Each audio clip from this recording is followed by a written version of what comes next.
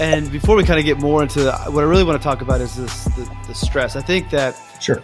like it's getting people to understand that this is real, and let's quit having these spring break parties and things that are going on. But I think you can speak from a unique perspective of you understand what the stress to the system is going to be, what it's going to look like, and what it means. And I want to get there. But my first question I wanted to ask is just from your perspective. I've seen a lot lately of people talking about they were sick at November, December, January of this year. They weren't diagnosed with the flu, but had very similar symptoms to what we're seeing coming around with the coronavirus. Do we know if it has already been here longer than we even know, or is it kind of moving from China and making its way across? Do you guys know that yet? In a word, no, we don't. You will hear a lot about testing. And without the United States being fully up and running on testing for the disease, we can't know definitively. We can speculate because, we've seen the same things here. Even before this started to pop in China, this was, quote, a record flu season or a once every 30 years flu season. So statistically, it was already off the charts, right? Mm-hmm. And nobody really knew why. And then even in our own household, for example, my wife was very sick. With these same type of symptoms. She got tested for flu and it came back as negative. So there are a lot of people out there who are very sick that sounded a lot like this, but until we can definitively get people tested and see are they positive or negative or have they been exposed at some point, we won't know for sure. However, that testing is starting to roll out. It's in a lot of communities now, depending on what type of hospital you have access to, and within the next week or two, most major hospitals or health systems will have quick turnaround testing where we can truly start to get people through and get data on what is actually going on. So the testing's coming then? Yeah, testing is coming. Testing in a lot of environments is here.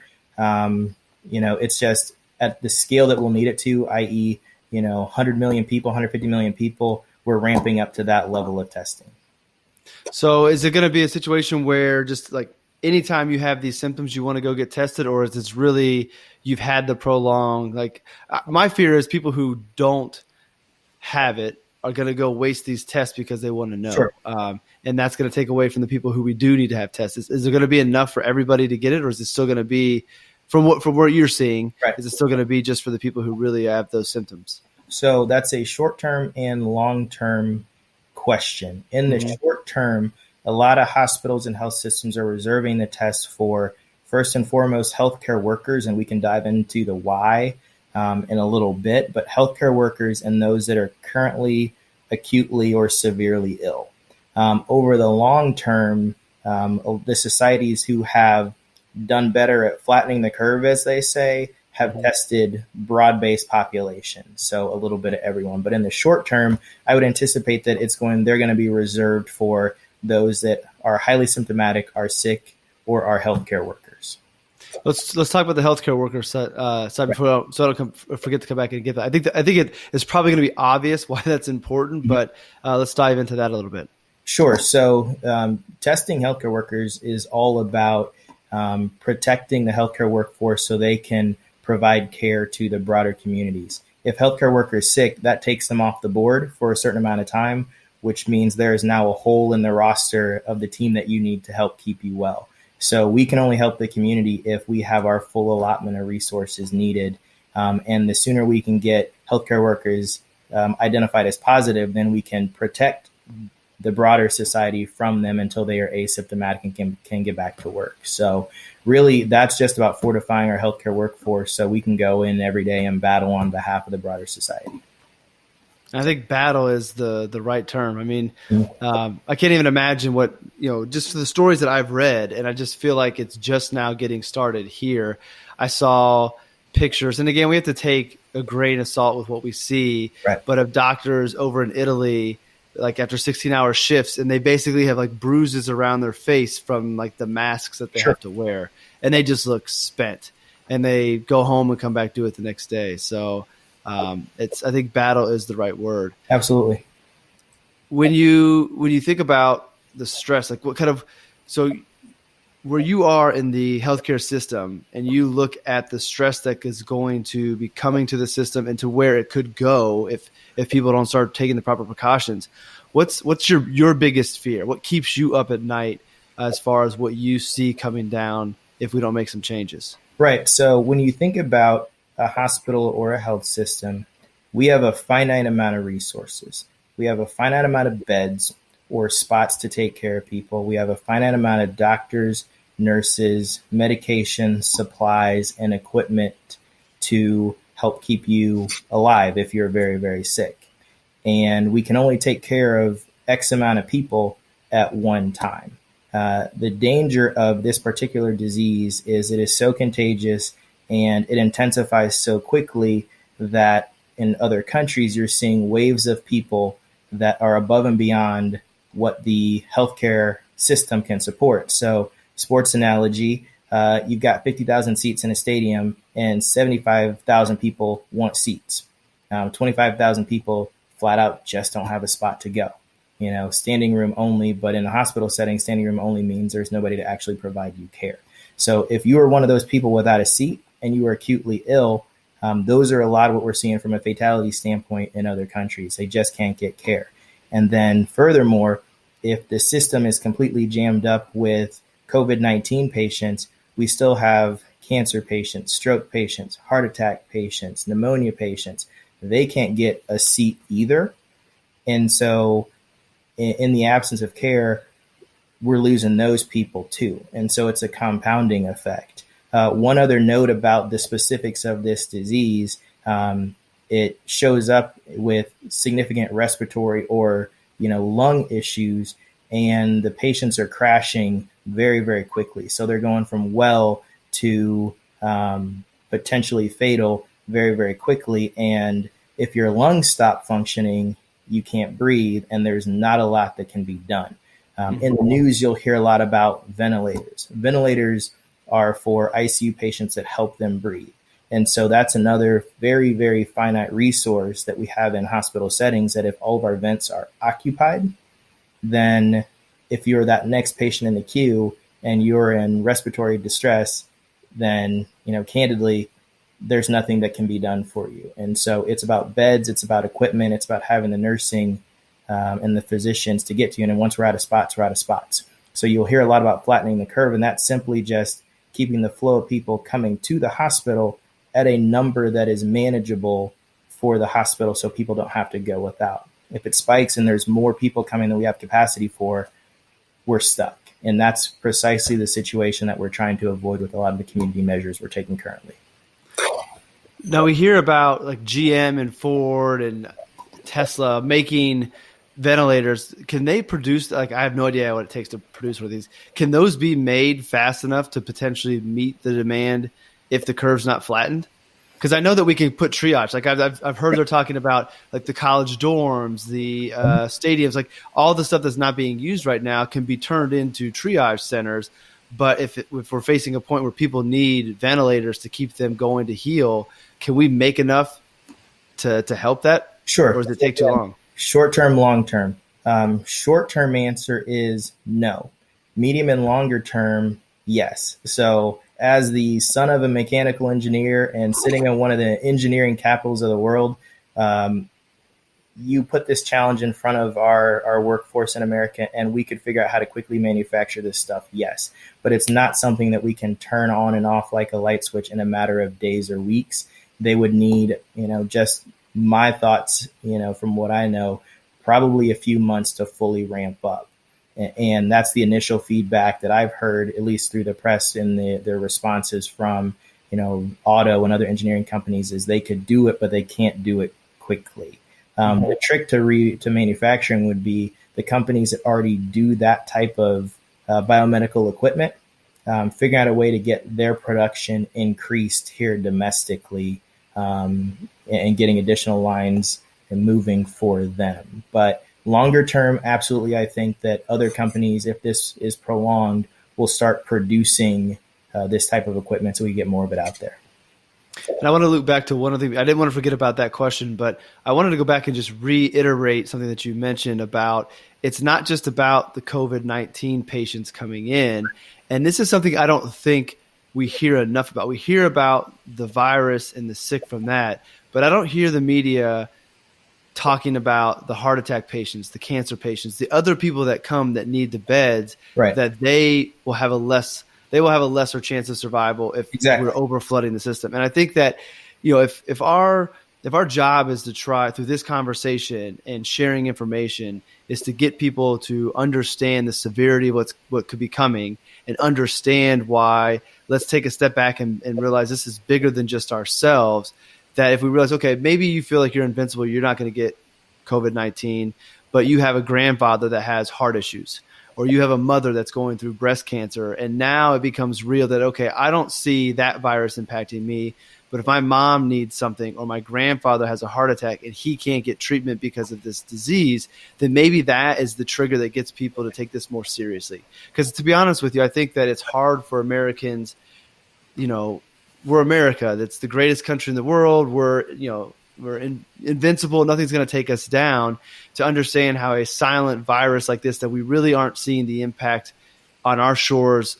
I mean, we're seeing the numbers, but I still don't see pictures of the sick. I don't see people showing pictures of their family sick. Like, it's almost kind of like hearsay at this point, so people don't really believe it. But if we can get people to make the connection of the more sick that from this virus that go in, the greater the impact is on other people and maybe even ourselves, because who knows what underlying health issues I could have. I may feel good, look good, but there may be something I don't know, and it could happen during this time period when the hospitals are stressed. So I think that there needs to be more attention to the fact that those that need help won't be able to get it either, and that means more deaths. Right. So you nailed it.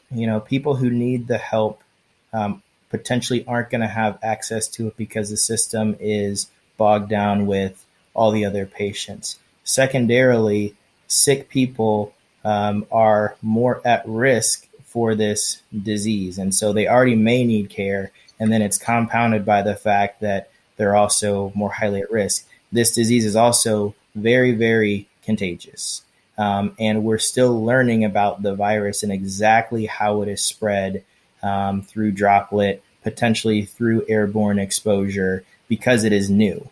And so, but we do know it is extremely contagious. And so it's really about making sure folks who their bodies can't handle it, don't get sick. And thus, then they have a negative outcome. And then the other part that you were mentioning is the longer this persists, the more we are learning about it. And what we are seeing is, and you're hearing this in the news, more and more younger, healthy people are falling ill. And we're starting to see fatalities from younger people that would have no prior pre-existing conditions. And so you're absolutely right. You could have something embedded in your genes that result in a specific interaction with this virus that is extremely problematic, and so you don't know how your body's going to react to this until it happens. And so it's too early to assume in our understanding of this disease that because you're young, you're fit, etc., that you're going to be fine. We don't know that definitively yet. And that was going to be a question I had. So it's perfect time that you asked that, because I have seen and I heard one of the doctors that's on the forefront of this talk about how there are younger people coming in with this illness and ending up in ICU pretty quickly. Like you said, it happens pretty fast. So do you think the shutting down and the staying in the house, are we doing enough, or what's the best way for us to flatten that curve and maybe even turn the curve over and shut it down quicker? Or is it too late? Yeah. I'm more hopeful than I'm too hopeful to say that it's too late, but really the two things that we have to do are absolutely first social distancing. And that's what we're doing right now in terms of shutting it down, decreasing the interaction so that the virus can bounce off of and infect fewer people. The second thing is we have to, as a country, get testing online, because without the testing, we don't have the data. Without the data, we can't fully respond and plan. So in the meantime, absolutely the right thing to do is comply with the social distancing protocols that state governors across the country have been putting in place. That is really the only thing we can do at this point in the game that has been proven to work. And it is the absolute ask of, healthcare and the nation of our society. This is going to be uncomfortable. It's going to be a sacrifice, but it's the only way we can start to decrease the what is already exponential spread of this disease. As a caveat to that, without the testing, we can't see exactly when it's decreasing, and it's going to continue to climb, from 5 to 14 days based on where you're at and when your state started to shut things down just because of the incubation period of the disease. But there is no way to stop this spread without stopping the interactions of people. And back to my point about how contagious this is, that's why this is so vital. And I know there's a lot of conspiracy theory floating around that this is not real, that this is something that's made up, and whether it's government trying to take away our freedoms or whatever crazy ideas that are out there. And I take the government side out of it. Right. I look at the NCAA as my case study. I think you can make the argument that the NCAA is one of the most greedy organizations that's out there. Like it's great. Like there are good things about it, but at the end of the day, the money that is made off of college athletics, and they voluntarily shut down their biggest event of the year and even gave up the TV rights. They could have said, we'll play it without the fans, but let's keep the TV going so we can at least have the advertising dollars. And they shut it all down. And they're only going after money. That's all that they really care about. So the fact that an organization like that, and then you go into the NBA and all the other ones, are willingly shutting down and losing money tells me that there is something very, very real, even if I can't see it. It's not government orchestrated because these guys shut it down before the government here even stepped in and forced things to happen. So I don't know what other further evidence you need other than if for corporations, if they always tell you to follow the money, follow the dollar, follow that dollar, and they willingly said, no, we don't want tens of millions, hundreds of millions, whatever it is of dollars because this thing is running rampant. That to me tells you it's something real that you have to really start to step back and take it seriously. I said, that's not the most scientific way. You've got the scientific stuff in your backyard. I've just got perception and realizing business, and all business cares about is money. And if they're walking away from dollars that's basically printed for them, then there's got to be something serious going on. Yeah, that should be a red flag because you've got really smart people, titans of business, people who make decisions based on money, foregoing billions of dollars because there's something bigger that is driving them to make that decision. So that's a red flag there. Secondly, what I tell people here is healthcare workers, they're really hard to scare.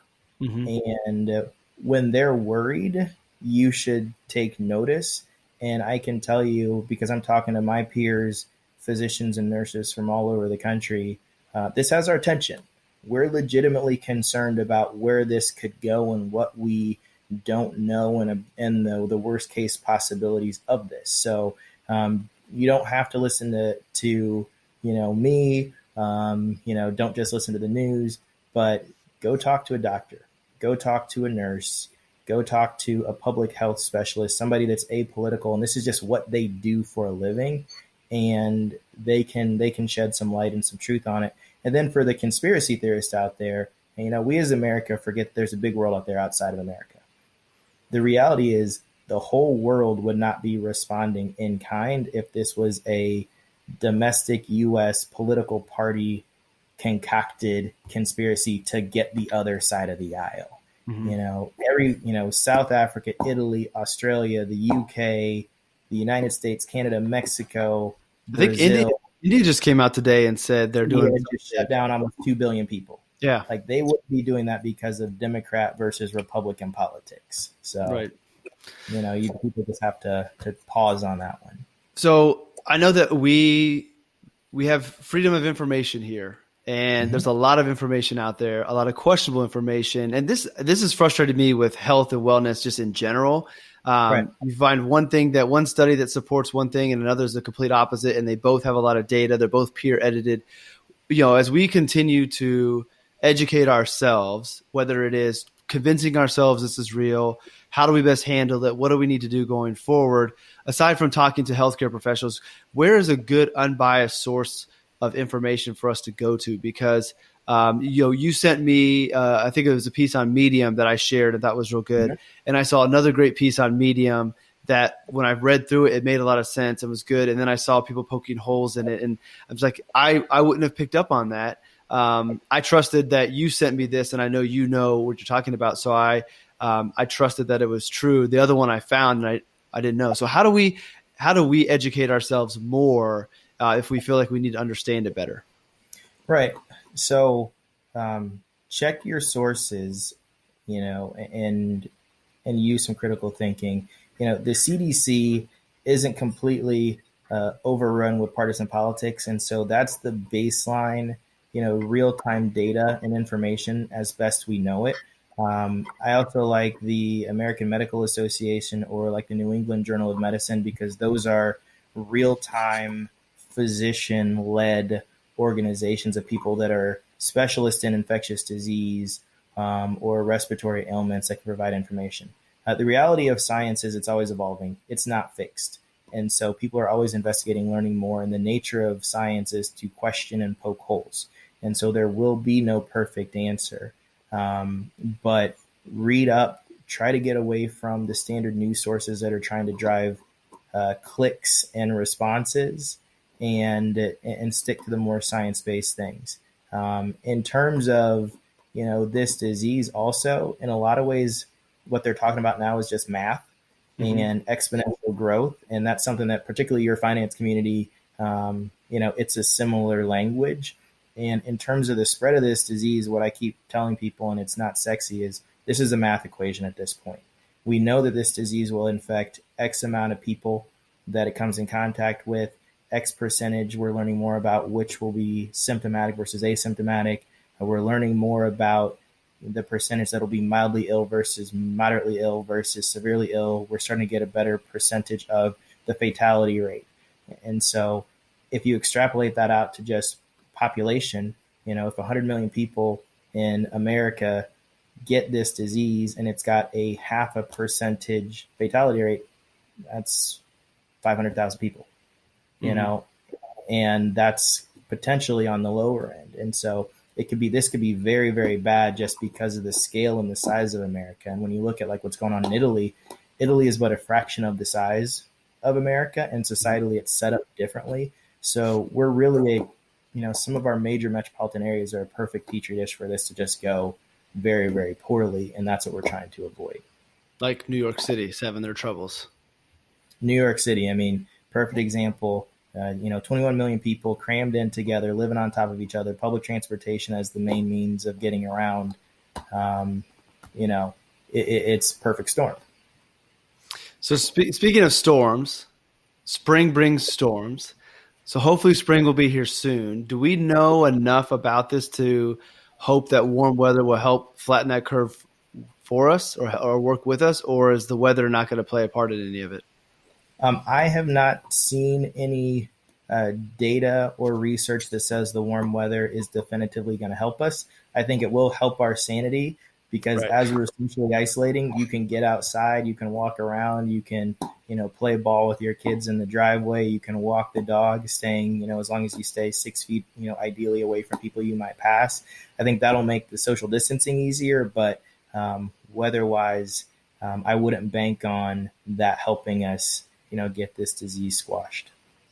Speaking of the social distancing and playing outside, is 6 feet really enough? I think about, I think it's easy walking down the street or whatever it might be in the neighborhood, but I think about trying to keep the kids sane as well and interacting with other kids in the neighborhood. Like, is it possible for kids to play outside far enough away from each other, or should it even just be like, Roman and Leo, you guys just play with each other in the backyard and don't bother the neighbors. Let them stay in their yard. Like, is 6 feet really enough, or do we not even know? Yeah. So this is where I'm going to put the disclaimer on that I'm not a medical professional, so this is not medical advice.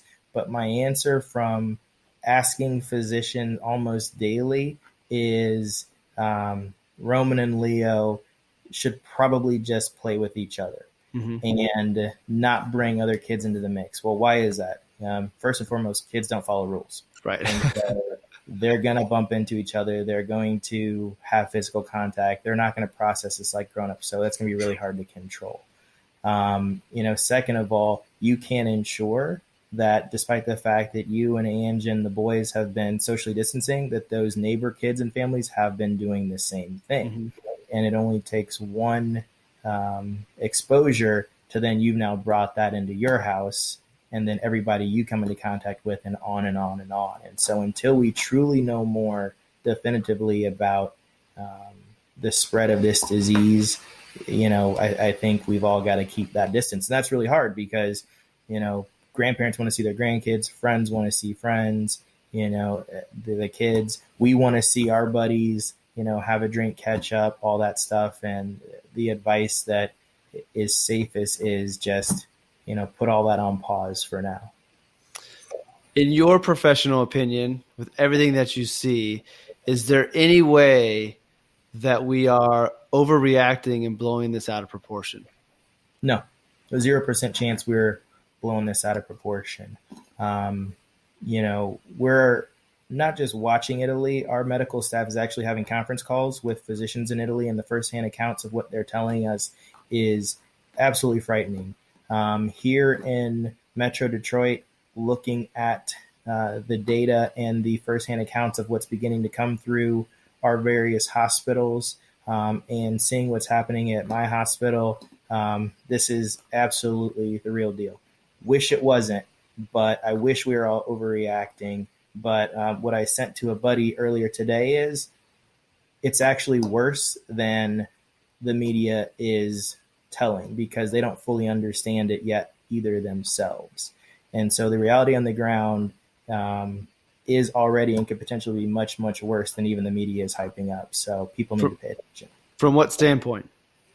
From the sheer numbers standpoint, from the severity of illness, from how quickly it accelerates, and then lastly, the shortage of the resources, and our access to the resources we need. So really across every category, this is going to be a bigger challenge than I think society has even fully wrapped their head around. Okay. Any closing thoughts? So it's 10:20 on a Tuesday night, so I appreciate you taking some time late. But I really wanted to have somebody that you have no agenda, like you have no skin in the game other than you work at a hospital, you're seeing this firsthand, you're the numbers guy at the hospital, you see where this can go, and just trying to get information out. So, listeners, viewers, they don't have to believe this, right. But I feel like since I have access to this information and I have a small platform, it's my responsibility to put credit-worthy information out there, which I fully believe it is. So any closing thoughts that you really want to drive home before let you relax after your long day at the office? Yeah, absolutely. First bit of advice I would say is take it seriously. I'm not expecting everybody to watch the news nonstop, but understand that this is a serious national and global health crisis that has dire consequences if this goes poorly. Second, we have the control or the ability as individuals to determine how this goes. If we listen to the public health experts, if we listen to the physicians, if we listen to our government leaders, and we follow the request to isolate and do social distancing and other such things, we can in fact bend the curve and decrease the rate of the expansion of the disease until we can get this fully under control. And the sooner we accept that and do that, the sooner we can get back to normal. If we delay this will stretch on for months and months and months, and will become even harder to deal with. The reality is that this is going to take sacrifice, and we aren't accustomed to having to do that. But this is going to be one of those giant challenges that our society has to step up and take. On behalf of the healthcare professionals out there, Also, people need to better understand, the symptomology of this. How we are screening people is, do you have a new onset cough? Are you short of breath? Do you have a fever? If you have those symptoms, pay attention. Do not rush to the hospital. Call a physician and let them know these are my symptoms and let them direct you. But what we don't want is people, one, rushing to the hospital and further overloading it, or two, rushing to the hospital and exposing themselves to the virus. They'll either bring it there or they'll go there and get it and then take it back to their community. A little offshoot of advice, this is why it's so important for you to have a primary care doctor, so you have someone other than the hospital to go to when you have questions. So, keep that aside. And if you don't have a physician, go get one, because they're your first line of defense. They would know your history and be able to tell you what's normal and what steps to take next. So you don't have to go to an emergency room and subject yourself to that just to get basic answers. And then lastly, thank your healthcare professionals, your doctors, your nurses, your pharmacists, your radiology techs, your phlebotomists, the people that draw blood, the housekeepers, because I watch these people up close and personal every day, put their well-being on the line to take care of other people. And they do that without hesitation. They will jump in and help save others, even though it might cost them or their families their health. And, healthcare workers out there across the globe are losing their lives to this disease to help treat others. And so thank them, appreciate them, but also give them a fighting chance by following the rules and the protocols, so that the system doesn't get overloaded, like we started this conversation with. And really, I was explaining to my wife, we're all doing this to give the nurses and the doctors and the other healthcare professionals that chance they need to beat this disease over time. And so we're doing it for something bigger. And the sooner we as Americans can get our head around that, we'll beat this. When you think about the history of our culture, there's really been no challenge that when we've decided we wanted to do it, we couldn't do it. Mm-hmm. This is just the next one in a long list of challenges that we as the American people are going to have to overcome. Usually I have a clever closing, but I just think that's a perfect ending. So with that, I'm gonna let that be the mic drop for you. And Frank, thank you as a healthcare professional for everything you're doing to help the doctors, nurses, and everybody at your hospital. And also thank you for feeding me information so I can continue to educate myself and kind of help people come to it. So again, you are just a healthcare professional. You have no agenda other than you want to help your doctors and nurses be successful along with all the other healthcare professionals. So this is just your knowledge, what you're seeing, to help Americans figure things out. So thank you for taking the time. I really appreciate it.